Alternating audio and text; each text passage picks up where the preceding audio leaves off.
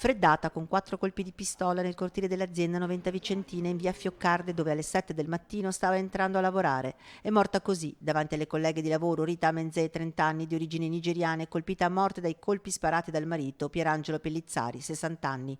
Spari sentiti anche dai residenti.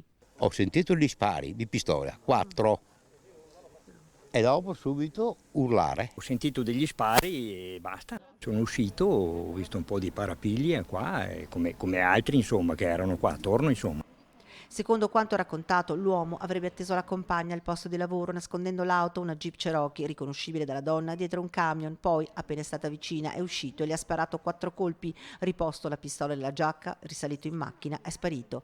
Immediatamente sono scattate le ricerche dell'uomo. L'elicottero ha sorvolato Villaga, comune dove la coppia risiedeva. Improvvisamente, sul luogo dell'omicidio, piomba la notizia che l'uomo potrebbe essere a casa. Qualcuno ha visto la macchina. I carabinieri hanno circondato l'abitazione di via Quargente, setacciato i vicini campi e casolari alla ricerca del 60enne fuggitivo.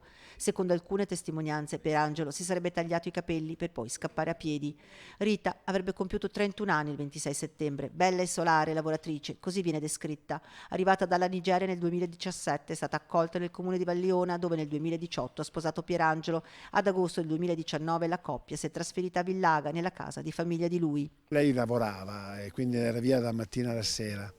Ultimamente lui era senza lavoro, era un anno che era senza lavoro, veniva in comune a chiedere i contributi per il sussidio per gli alimenti. Un personaggio sopra le righe, Pierangelo Pellizzari, geloso della compagna, ma certo nessuno si sarebbe aspettato la tragedia.